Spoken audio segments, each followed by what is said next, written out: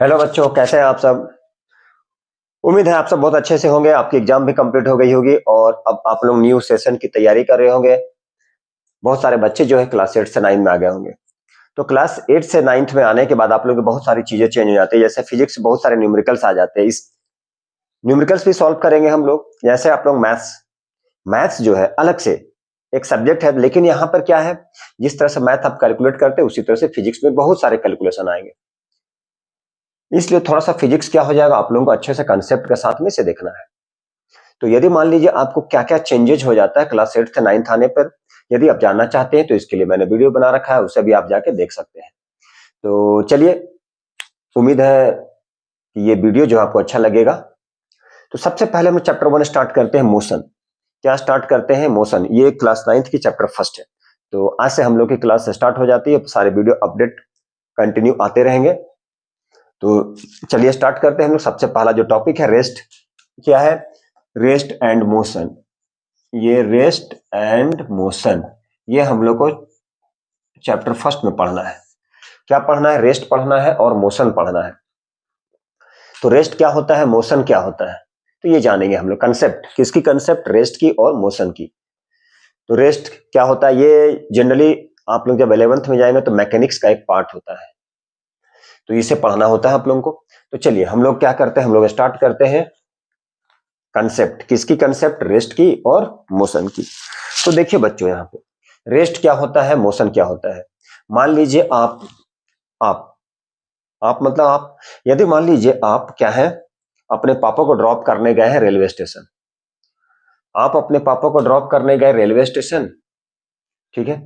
आप क्या प्लेटफॉर्म पर खड़े रहे एज ए स्टेशनरी ऑब्जेक्ट, और पापा ट्रेन से क्या हुए, चले गए मतलब कुछ सर्टेन टाइम इंटरवल वो पहुंच जाते हैं, मान लीजिए पटना, ठीक है। या आप समझ लिए कि गया चले गए वो। इसका मतलब यह है कि आप सेम पोजीशन में खड़े रहे एज स्टेशनरी, और पापा अपने पोजीशन को बदल दिए। मतलब वो रेस्ट में हो गए और आप किस में हो गए, सॉरी, वो मोशन में हो गए और आप किस में हो गए, रेस्ट में हो गए। मतलब किसी भी बॉडी को, किसी भी ऑब्जेक्ट को, body body is said to be in motion. यदि कोई बॉडी मोशन में है, इसका मतलब क्या कर रहा है वो, if it change its position, वो अपने पोजीशन को कंटिन्यूअसली चेंज कर रहा है with respect to a fixed point, with respect to a fixed point, ठीक है। या फिर आप ले सकते हैं सराउंडिंग्स को रेफरेंस पॉइंट भी ले सकते हैं। मतलब आप खड़े हैं और आपके पापा क्या किए, अपने पोजीशन को बदल दिए, तो वो क्या कहलाए, मोशन में। और यदि रेस्ट के बारे में बात करेंगे तो वो अपने पोजीशन को सराउंडिंग के रिस्पेक्ट में नहीं चेंज करते हैं। मान लीजिए आप भी यहीं पर खड़े हैं, पापा भी वहीं खड़े हैं, ठीक है। दोनों की पोजीशन नहीं बदल रही है, मतलब वो क्या है, ऑब्जेक्ट रेस्ट में है, रेस्ट में। तो रेस्ट में वो अपने पोजीशन को चेंज नहीं करता है, तो वो क्या कहलाता है, रेस्ट में। रेस्ट और मोशन जो है वो दोनों रिलेटिव टर्म्स होता है। रेस्ट और मोशन जो है वो रिलेटिव टर्म्स है। कैसे? मान लीजिए मान लीजिए आप बस में जा रहे हैं, बस के अंदर बैठे हुए हैं, तो आप तो मोशन में है, लेकिन उस बस का जो सीलिंग है, मान लीजिए, या ट्रेन में बैठे हैं उसकी सीलिंग और फैन, ठीक है, वो मान लीजिए सीलिंग, वो तो रेस्ट में हो गया, लेकिन आप तो मोशन में हो गए। इसीलिए कहा जाता है रेस्ट और मोशन जो है वो दोनों रिलेटिव टर्म, एक दूसरे से रिलेट करता है, रिलेटिव टर्म कहलाता है वो। तो चलिए देखते हैं हम लोग क्या है रेस्ट। रेस्ट क्या है, यदि कोई ऑब्जेक्ट ऑब्जेक्ट है, इफ बॉडी जो, if a body doesn't change, doesn't change, यदि कोई ऑब्जेक्ट क्या करता है, अपने पोजीशन को, ठीक है, if a body doesn't change its position, its position with respect to क्या हो जाएगा, आवर सराउंडिंग, आवर सराउंडिंग। कहने का मतलब बॉडी को हम लोग बोलेंगे रेस्ट में है। कब तक रेस्ट में है? जब तक कि वो अपने पोजीशन को ना बदले, ठीक है, वो पोजीशन को ना बदले, ठीक है। और मोशन में क्या है, कोई ऑब्जेक्ट मोशन में कब होता है, जब वो बॉडी क्या करे, जब वो बॉडी अपने पोजीशन को बदल दे, मतलब पोजीशन को क्या करे, चेंज कर दे, पोजीशन को चेंज कर दे continuously, change its position continuously, वो अपने पोजीशन को हमेशा कंटिन्यू चेंज करे, किसके किसके रिस्पेक्ट में, फिक्स्ड पॉइंट, किसके रिस्पेक्ट में, तो फिक्स्ड पॉइंट के रिस्पेक्ट में, फिक्स्ड पॉइंट। ठीक है, फिक्स्ड पॉइंट क्या हो सकता है, या रेफरेंस पॉइंट क्या हो सकता है, आपका सराउंडिंग भी हो सकता है, या रेफरेंस पॉइंट जो है, रेफरेंस पॉइंट क्या हो सकता है, आवर सराउंडिंग, रेफरेंस पॉइंट क्या हो सकता है, हमारा सराउंडिंग हो सकता है। तो ये क्या कहलाता है, ये कहलाया मोशन में, ये कहलाया रेस्ट में। ठीक है, हम यहीं के यहीं खड़े रह गए, आप चले गए साइकिल से, मतलब आप मोशन में हो गए, हम रेस्ट में हो गए। और रेस्ट और मोशन क्या है, ये रिलेटिव है एक दूसरे से, रिलेटिव टर्म्स, ये क्या है, रिलेटिव टर्म्स। रेस्ट और मोशन क्या है, रिलेटिव टर्म है। तो ये था, क्या था बच्चों, ये था हमारा रेस्ट, ये था मोशन। अब हम लोग जो बात करेंगे वो टाइप्स ऑफ मोशन की। तो देखिए, टाइप्स ऑफ मोशन में बहुत सारे टाइप्स ऑफ मोशन है, जिसमें रेक्टिलिनियर मोशन जो स्ट्रेट लाइन चलता है, बच्चे क्लास में पढ़े, कर्विलिनियर पढ़े होंगे, रोटेटरी पढ़े होंगे, ऑसिलेटरी पढ़े होंगे, वाइब्रेटरी पढ़े होंगे, ये सब आप सब पढ़ लिए होंगे। तो ये सब पढ़ने की जरूरत नहीं है इस क्लास में, क्योंकि वो बच्चे क्लास का था, आई थिंक 7, 8 या 6 में होगा वो। यहाँ पर कुछ टर्म्स आता है जो मोशन से रिलेटेड है, सब important terms which is related to motion. Scalar आ जाता है और वेक्टर आ जाता है, बहुत ही इंपॉर्टेंट है ये। स्केलर और वेक्टर बहुत ही इंपॉर्टेंट है। तो चलिए हम लोग स्केलर और वेक्टर के बारे में बात करते हैं कि स्केलर और वेक्टर क्या हो गया। जनरली क्या होता है, स्केलर और वेक्टर जो होता है वो किसी भी फिजिकल क्वांटिटी का क्या है, वो टाइप्स है। तो फिजिकल क्वांटिटी वैसा क्वांटिटी जिसे हम लोग मेजर कर सकते हैं, वही होता है फिजिकल क्वांटिटी। ये मान लीजिए फिजिकल क्वांटिटी क्या है, फिजिकल क्वांटिटी।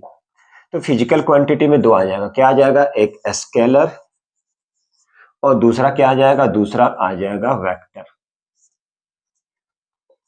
क्या आ जाएगा, स्केलर और दूसरा वेक्टर। तो फिजिकल क्वांटिटी में क्या आ जाएगा, फिजिकल क्वांटिटी में, तो फिजिकल क्वांटिटी में स्केलर हो गया, दूसरा वेक्टर हो गया। फिजिकल क्वांटिटी क्या है, जिसे हम लोग मेजर कर सकते हैं, जिसे मेजर किया जा सकता है, जिसे क्या कर सकते हैं, जिसे मेजर कर सकते हैं। अब इसमें दो टाइप हो गया, एक स्केलर हो गया और एक वेक्टर हो गया। तो ये वैसा फिजिकल क्वांटिटी है जिसमें क्या हो जाता है, जिसको हम लोग एक्सप्रेस कर सकते हैं ओनली देयर मैग्नीट्यूड, उसके मैग्नीट्यूड से हम लोग एक्सप्रेस कर सकते हैं।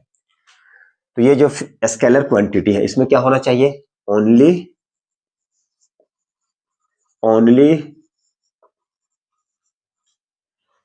मैग्नीट्यूड। और वेक्टर जो क्वांटिटी है, क्या है, वेक्टर क्वांटिटी, उसमें क्या हो सकता है, मैग्नीट्यूड भी हो सकता है और डायरेक्शन दोनों। इसमें क्या होगा, इसमें होगा मैग्नीट्यूड और क्या हो जाएगा, एज वेल एज डायरेक्शन, जिसमें दोनों चीज हो। अब सर ये क्या है, मैग्नीट्यूड और डायरेक्शन क्या होता है, चलिए देखते हैं हम लोग मैग्नीट्यूड क्या होता है और डायरेक्शन क्या होता है। चलिए स्टार्ट करते हैं, देखिए जरा, बने रहिए। देखिए बच्चों, ये स्केलर है और ये वेक्टर है। तो स्केलर में क्या होता है, ओनली, स्केलर में क्या होता है, ओनली मैग्नीट्यूड, मतलब अमाउंट। जैसे सपोज कीजिए, एक एग्जांपल लेते हैं हम लोग, क्या एग्जांपल लेते हैं हम लोग, एग्जांपल लेते हैं मास ऑफ बॉडी। मान लीजिए ये है 5 kg। मास ऑफ बॉडी क्या है, किसी भी ऑब्जेक्ट है उसके मास कितना है, 5 kg। कितना है, 5 kg। तो ये जो 5 kg है, 5 kg का मतलब क्या, मास ऑफ बॉडी 5 kg। तो 5 kg से मतलब ये कंप्लीट यहाँ पे मीनिंग दे रहा है, कंप्लीट सेंस आ रहा है इससे। क्या आ रहा है, कंप्लीट सेंस। कंप्लीट सेंस आ रहा है मतलब कंप्लीट मीनिंग आ रहा है। क्या आ रहा है इससे, कंप्लीट मीनिंग, कंप्लीट सेंस। तो कंप्लीट सेंस क्या आ रहा है कि 5 kg, उस ऑब्जेक्ट का जो मास है वो क्या है, 5 kg है। कंप्लीट सेंस आ रहा है, क्या कंप्लीट सेंस आ रहा है कि 5 kg। 5 kg का मतलब उस ऑब्जेक्ट का, 5 kg का मतलब उस ऑब्जेक्ट की जो मास है वो क्या है, 5 kg। उसे एक्सप्रेस कर रहे हैं, कैसे एक्सप्रेस कर रहे हैं कि वो ऑब्जेक्ट कितने का है, 5 केजी का। मतलब यहाँ पे क्या है, दो चीज है, एक मैग्नीट्यूड हो गया और दूसरा क्या हो गया, यूनिट हो गया। तो 5 केजी में ये जो 5 है वो होता है हमारा मैग्नीट्यूड, और दूसरा क्या होता है, ये होता है यूनिट। तो 5 केजी बोलने का मतलब वो कंप्लीट मीनिंग आ रहा है, उससे कंप्लीट सेंस निकल रहा है। क्या निकल रहा है कि वो जो ऑब्जेक्ट है उसकी मास कितना है, 5 केजी की। मतलब स्केलर क्वांटिटी को एक्सप्रेस करना है तो उसके लिए क्या चाहिए, उसके लिए चाहिए यूनिट और मैग्नीट्यूड। यूनिट कितना है, केजी में है, मैग्नीट्यूड कितना है, 5 है। मतलब 5 केजी मास का वो ऑब्जेक्ट है। ठीक है, स्केलर क्वांटिटी होता है, स्केलर क्वांटिटी यहां पे देख लीजिए, ये स्केलर क्वांटिटी को हम लोग क्या कर सकते हैं, ये एडेड, सबट्रैक्टेड और मल्टीप्लाई भी कर सकते हैं।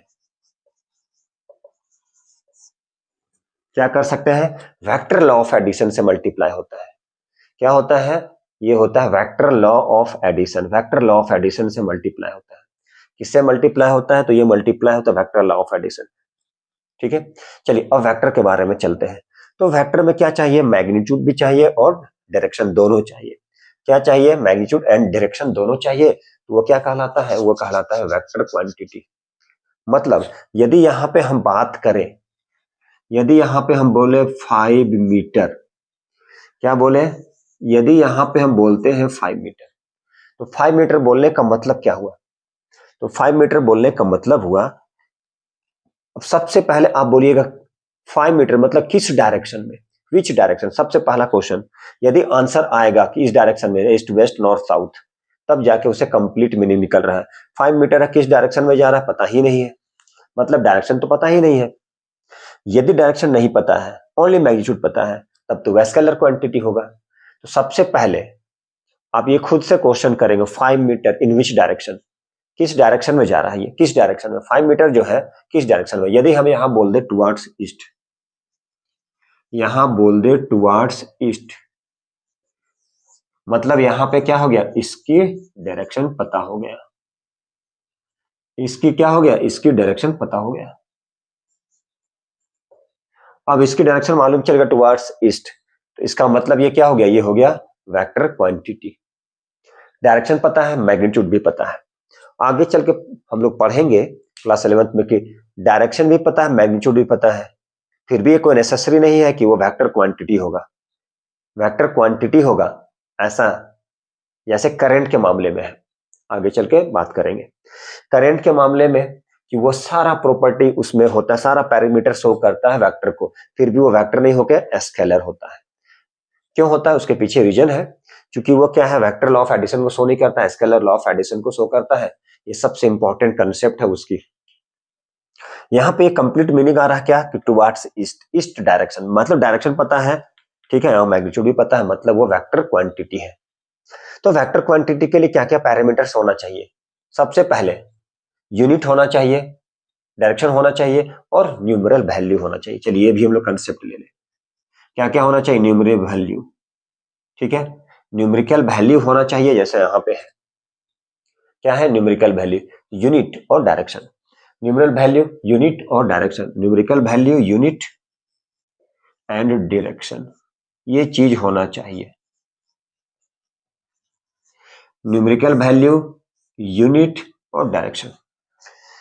तो ये वेक्टर क्वांटिटी, उसके पैरामीटर क्या क्या है, तो वेक्टर क्वांटिटी के पैरामीटर न्यूमेरिकल वैल्यू होना चाहिए, ये यूनिट होना चाहिए और डायरेक्शन होना चाहिए। यदि लिखते हैं टुवर्ड्स ईस्ट, मतलब डायरेक्शन भी पता है, न्यूमेरल वैल्यू भी पता है और क्या है, यूनिट भी, तब वो जाकर क्या हो गया, वेक्टर क्वांटिटी। अब वेक्टर क्वांटिटी, चलिए उसकी एग्जांपल लिखते हैं हम लोग। तो इसकी एग्जांपल, स्केलर की भी एग्जांपल लिखते हैं हम लोग। स्केलर में क्या हो जाएगा, डिस्टेंस, स्पीड, मास, ठीक है, क्या हो गया, डिस्टेंस हो गया, स्पीड हो गया, ठीक है, मास हो गया। ये एग्जांपल हो गया, किसकी एग्जांपल है, स्केलर की। बहुत सारे एग्जांपल है। अब जैसे मान लीजिए वेक्टर में क्या है, वेलोसिटी है, ठीक है, क्या है, वेलोसिटी, वेलोसिटी, तो वेलोसिटी हो गया, एक्सेलरेशन हो गया, फोर्स हो गया, ठीक है। चलिए कुछ लिखे, velocity, acceleration, force, displacement, etc. ये सब सारे क्या होगा, ये हो गए हमारे वेक्टर, ईटीसी। ठीक है, यहां से डिस्टेंस हो गया, स्पीड हो गया, मास।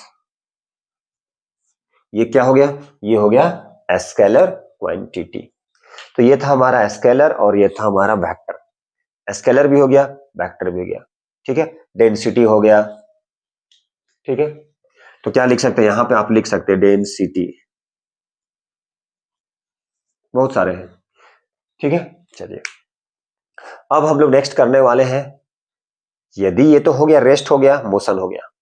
अब यूनिफॉर्म मोशन के बारे में बात करते हैं, यूनिफॉर्म मोशन होता क्या है। ठीक है, यूनिफॉर्म मोशन, उसके बाद बात करेंगे हम लोग किसकी, डिस्टेंस की, डिस्प्लेसमेंट की, स्पीड की, यूनिफॉर्म स्पीड की, वेलोसिटी की, यूनिफॉर्म वेलोसिटी की, एक्सेलरेशन का, रिटार्डेशन का। उसके बाद बहुत सारे क्वेश्चन करते जाएंगे, न्यूमेरिकल सम करते जाएंगे। तो चलिए अगला जो टॉपिक है वो है हमारा डिस्टेंस। अगला जो टॉपिक है हमारा वो है हमारा डिस्टेंस एंड डिस्प्लेसमेंट। डिस्टेंस क्या होता है, डिस्प्लेसमेंट क्या होता है।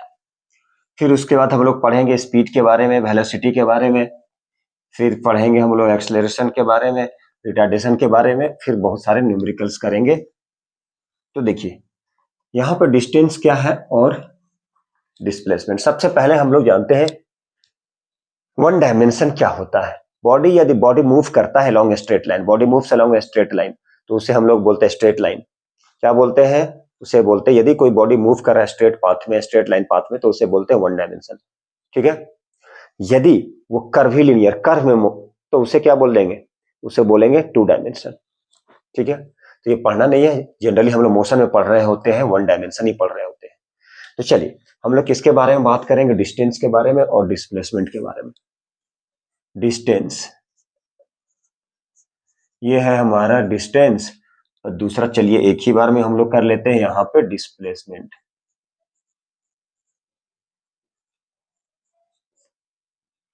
क्या है, डिस्टेंस, और दूसरा क्या है, डिस्प्लेसमेंट। तो डिस्टेंस के बारे में बात करेंगे और दूसरा डिस्प्लेसमेंट के बारे में बात करेंगे। तो डिस्टेंस क्या हो गया, डिस्प्लेसमेंट क्या हो गया। सिंपल सा एक डायग्राम बनाते हैं हम लोग, जो बहुत पॉपुलर डायग्राम है। ये ए है और ये बी पॉइंट है, ये ए पॉइंट है और ये ए पॉइंट है और ये बी पॉइंट। ये डिस्टेंस है, ये डिस्टेंस है और ये डिस्प्लेसमेंट है। तो डिस्टेंस में क्या होता है, ये एक्चुअल पाथ होता है। एक्चुअल पाथ, एक्चुअल पाथ क्या करता है, वो ट्रेवल करता है। ठीक है, actual path travel by a moving body. ठीक है, in a given time, in a given time period, या बोल सकते हैं total length, total length of the path, total length of the path, total length of the path. ठीक है, total length of the path moving through, कहां से, moving through which of body, क्या करता है, मूव्स। मतलब टोटल लेंथ ऑफ पाथ, जहां से वो क्या होता है, बॉडी मूव करता है। टोटल लेंथ मतलब बोल सकते हैं एक्चुअल लेंथ ऑफ पाथ, ऐसे जा रहा, ऐसे जा रहा, ऐसे जा रहा, ऐसे जा रहा, ऐसे, ये actual length of the path cover by an object from initial to final. इसे भी क्या बोलते हैं, इसे भी बोला जाता है डिस्टेंस। और डिस्टेंस क्या होता है, पाथ फॉलो करता है। ठीक है, ये डिपेंड करता है, किस पे डिपेंड करता है, पाथ फॉलोड पे, किस पाथ में जा रहा है। जबकि डिस्प्लेसमेंट क्या होता है, शॉर्टेस्ट पाथ होता है इनिशियल से फाइनल का, ये पाथ फॉलोड पर डिपेंड नहीं करता है। डिस्टेंस की, डिस्टेंस को हम लोग कैसे रिप्रेजेंट करते हैं, मीटर से, एम डिनोट करते हैं, एसआई यूनिट मीटर होता है, ये स्केलर क्वांटिटी होता है। और ये डिस्टेंस जो है वो क्या होता है, पॉजिटिव होता है, जीरो नहीं होता है, याद रख लेगा। ठीक है, तो स्केलर जो क्वांटिटी है तो ये स्केलर क्वांटिटी है, स्केलर क्वांटिटी है।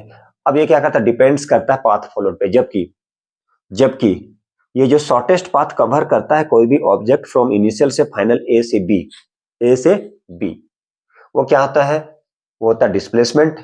उसे भी m से डिनोट करते हैं, वो वेक्टर क्वांटिटी होता है। क्या होता है वो?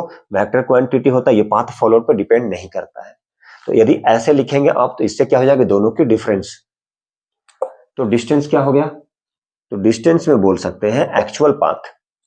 क्या बोल सकते हैं? एक्चुअल पाथ या actual length of path travelled by a body. ठीक है, travel by a body at a given time interval. या बोल सकते हैं actual path cover by an object from initial to final position along which the object moves। तो चलिए यहाँ पर डिस्टेंस के बारे में लिखते हैं कि डिस्टेंस क्या है। तो डिस्टेंस में लिखेंगे क्या है? Actual length of the path. इसे लिख सकते हैं actual length of the path. क्या लिख सकते हैं? Actual length of the path जो ट्रेवल करता है, एक्चुअल लेंथ ऑफ पाथ जो ट्रेवल करता है। कौन ट्रेवल करता है? By a moving body, by a moving body in a given. ठीक है, कैसे करता है? तो इन अ गिवन टाइम इंटरवल,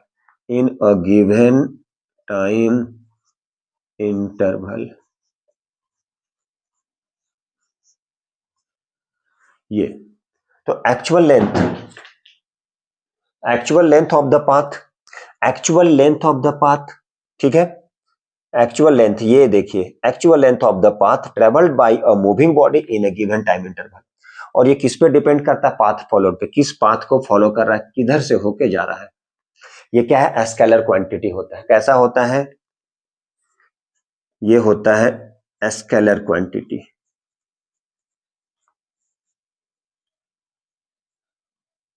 कैसा होता है? ये स्केलर क्वांटिटी होता है। ठीक है, कैसा होता है? ये स्केलर क्वांटिटी पे। ये कैसे डिपेंड करता है? ये डिपेंड करता है किस पे? जो पाथ को फॉलो कर रहा है, जिस पाथ से जा रहा है।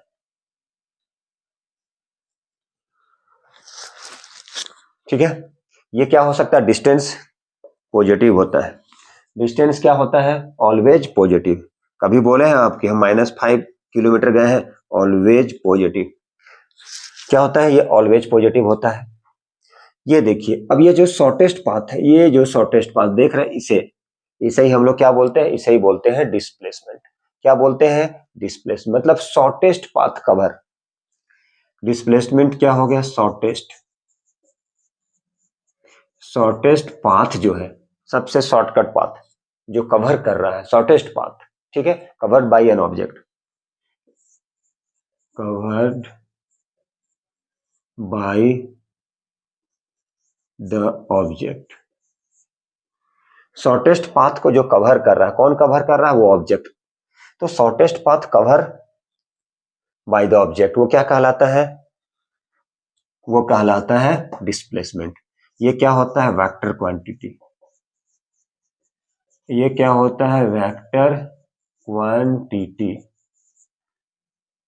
ठीक है, क्या होता है? ये वेक्टर क्वांटिटी होता है। ऐसे एक्चुअल में दोनों की SI मीटर ही होता है। ठीक है, ये पाथ फॉलोड पे डिपेंड नहीं करता है। Doesn't depends on path followed, it doesn't depend. ये देखिए डिफरेंस भी हो जा रहा है। It doesn't depends on path followed.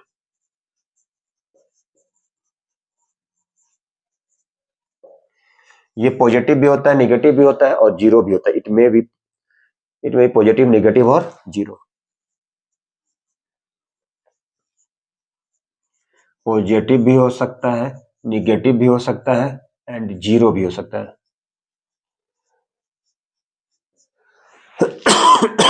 Positive, negative और जीरो सब हो सकता है। ठीक है, चलिए इसे कैसे रिप्रेजेंट करते हैं? तो डिस्प्लेसमेंट को कैसे? एस से लिखते हैं, लेकिन डिस्टेंस को भी एस से लिखते हैं।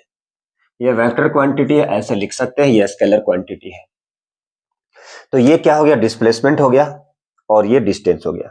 तो देखिए, अब डिस्प्लेसमेंट और डिस्टेंस के बारे में बात करें। मान लीजिए एक सर्कुलर पाथ है, ठीक है, और यहां से क्या है, कोई एक ऑब्जेक्ट, मान लीजिए यहां से एक सर्कुलर पाथ, ये सर्कुलर पाथ है, ठीक है, जिसकी रेडियस मान लीजिए कुछ, इसकी रेडियस मान लीजिए ओ और ए है, और इसकी रेडियस आर है।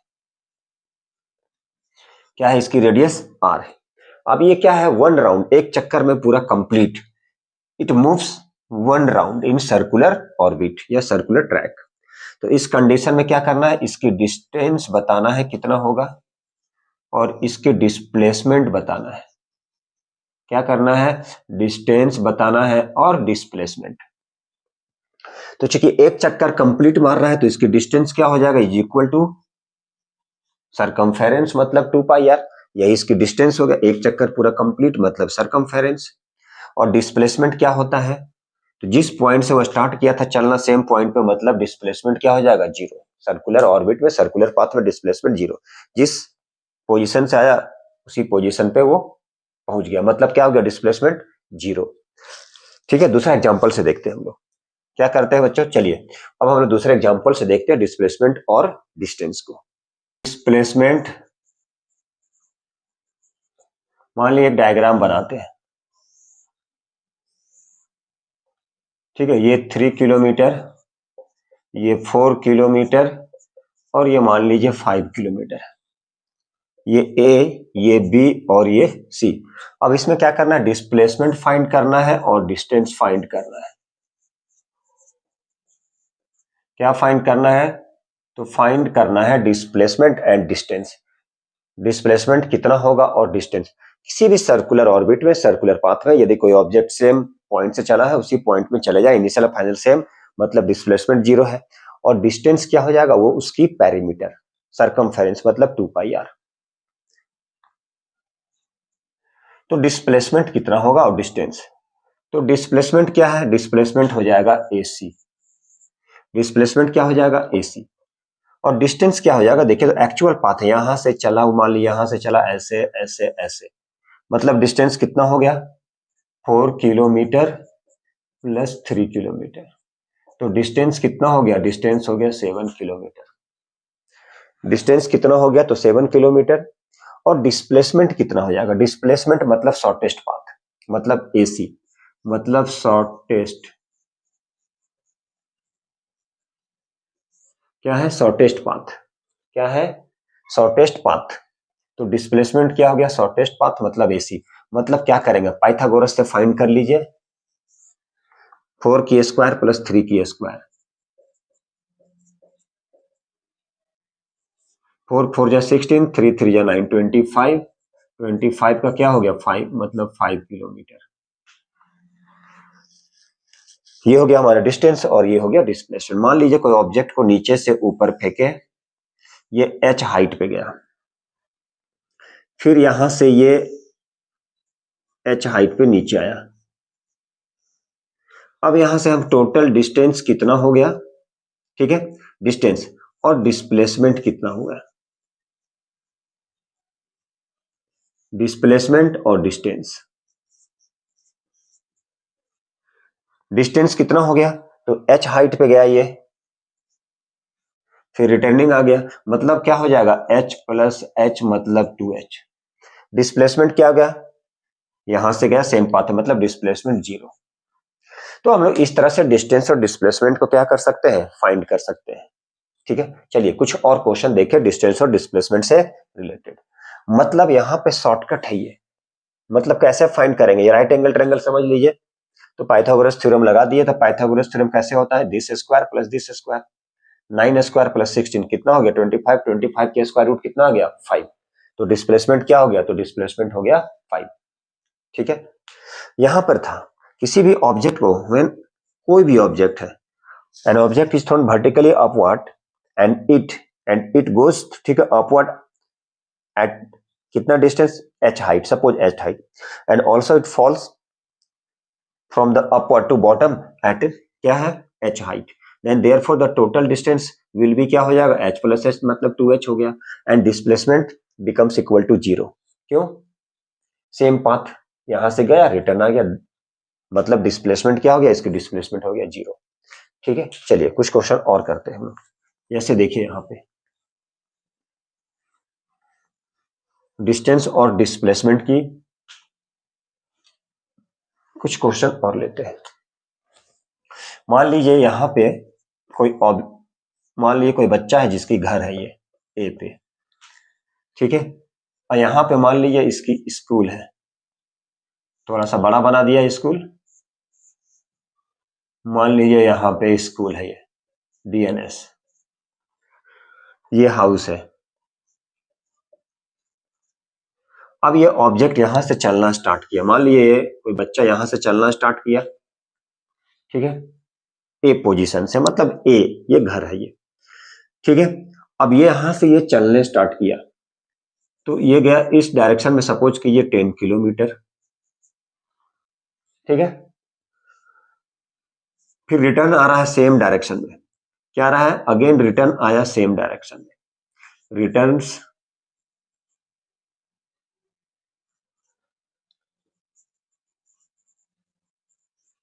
In the same direction.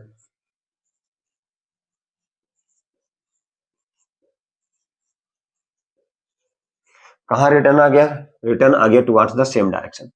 तो डिस्टेंस कितना हुआ और डिस्प्लेसमेंट कितना हुआ, डिस्टेंस कितना हुआ और डिस्प्लेसमेंट कितना हुआ। तो देखिए डिस्टेंस जो होगा और डिस्प्लेसमेंट, तो डिस्टेंस कितना हो गया 10 + 10 20, और डिस्प्लेसमेंट कितना हो जाएगा 10 - 10 0, क्योंकि इनिशियल और फाइनल क्या हो जाएगा, सेम पोजीशन में सेम डायरेक्शन में जा रहा है, इसलिए डिस्प्लेसमेंट कितना हो गया, तो डिस्प्लेसमेंट हो गया 0 और डिस्टेंस हो गया 20। तो इस तरह से हम लोग डिस्टेंस और डिस्प्लेसमेंट फाइंड कर सकते हैं। अगला जो टॉपिक आएगा वो हमारा स्पीड होगा, ठीक है। चलिए स्पीड देखते हैं हम लोग। नेक्स्ट टॉपिक जो है वो हमारा क्या है, डिस्टेंस हो चुका, डिस्प्लेसमेंट हो चुका, मोशन हो चुका, रेस्ट हो चुका, स्केलर और वेक्टर क्या था ये भी हो चुका। अब नेक्स्ट टॉपिक जो है बच्चों वो हमारा है स्पीड। ऐसे आप चाहें तो एक चीज और जान सकते हैं, यूनिफॉर्म मोशन और नॉन यूनिफॉर्म मोशन। यदि इक्वल डिस्टेंस ट्रेवल करेगा in equal interval of time, चाहे वो टाइम इंटरवल कितना भी हो, no matter how these small time interval में भी, तो वो क्या कहलाएगा, वो कहलाएगा आपका यूनिफॉर्म मोशन। और यूनिफॉर्म मोशन का जो ग्राफ बनता है वो क्या होता है, वो क्या होता है, स्ट्रेट लाइन जो पास करता है ओरिजिन से। और नॉन यूनिफॉर्म का मतलब था, नन का मतलब नॉट, जो यूनिफॉर्म नहीं है, ठीक है। मतलब अनइक्वल डिस्टेंस होगा, इक्वल इंटरवल, मतलब वो क्या होगा, डिस्टेंस और टाइम का जो ग्राफ बनेगा वो कर्व बनेगा, कर्व लिनियर बनेगा, ठीक है। अब जैसे मान लीजिए यूनिफॉर्म मोशन में, यूनिफॉर्म मोशन, तो यूनिफॉर्म मोशन में क्या होता है, यदि कोई बॉल को ड्रॉप कर देते हैं हम लोग, कहां से, रूफ से, छत से बॉल ड्रॉप हो रहा है तो यूनिफॉर्म में हो गया। और नॉन यूनिफॉर्म का बात करें तो नॉन यूनिफॉर्म में किसी एक बॉल को हम लोग क्या कर रहे हैं, फेंक दे रहे हैं, लेकिन वो बॉल क्या है, किसी रफ सरफेस पे है, रफ सरफेस पे, या फिर बाइक चला रहे हैं तो क्राउडेड स्ट्रीट पे, जहां पे बहुत ज्यादा भीड़ है वहां पे आप क्या चला रहे हैं, बाइक चला रहे हैं, तो वो एग्जांपल हो गया नॉन यूनिफॉर्म का, ठीक है। तो ये हो सकता है यूनिफॉर्म नॉन यूनिफॉर्म का डिफरेंस भी पूछ सकता है आपको, तो ये इसलिए मैंने बता दिया ये। और नॉन यूनिफॉर्म मोशन जो होता है वो होता है एक्सलरेटेड मोशन, एक्सलरेट करता है। चलिए हम यहां पे बात कर रहे थे स्पीड की, कि स्पीड के बारे में बात करेंगे। क्या होता है, मान लीजिए 1 घंटे में, मतलब 1 आवर, मतलब 1 घंटे में यदि कोई ऑब्जेक्ट मान लीजिए 30 किलोमीटर चला, 1 घंटे में कितना चला, 30 किलोमीटर, या ऐसे करते, सॉरी 10 कर देते, इजी होगा हमारे लिए, 10 आवर में 30 किलोमीटर या फिर 300 किलोमीटर, ठीक है। तो 1 आवर में कितना हुआ, 300/10, ये किलोमीटर में था, ये आर में था, मतलब क्या, 30 किलोमीटर पर आर के स्पीड से वो चला, मतलब ये क्या आ गया, ये आ गया हमारा स्पीड। इसका मतलब स्पीड क्या हो गया, स्पीड को बोल सकते हैं डिस्टेंस पर यूनिट टाइम। क्या बोल सकते हैं, डिस्टेंस पर यूनिट टाइम। तो डिस्टेंस पर यूनिट टाइम क्या कहलाता है, स्पीड। जैसे 10 घंटे में 300 किलोमीटर, तो 1 आवर में कितना चला, पर का मतलब यूनिट होता है, 1 होता है, तो 1 घंटे में कितना चला? 30 किलोमीटर पर आवर। यही क्या हो गया? उसकी स्पीड। हम चाहे तो ये लार्ज में आ गया, हम चाहे तो ऐसे लिख सकते थे 10 सेकेंड इन 10 सेकेंड। 10 सेकेंड में मान लीजिए वो 10 सेकेंड में कितना चला? 10 सेकेंड में 100 मीटर।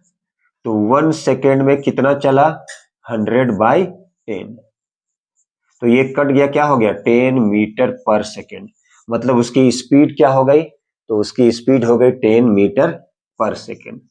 ये क्या हो गया? ये हो गई उसकी स्पीड। तो ये उसकी स्पीड कितना? 10 मीटर पर सेकेंड। यही है हमारी स्पीड।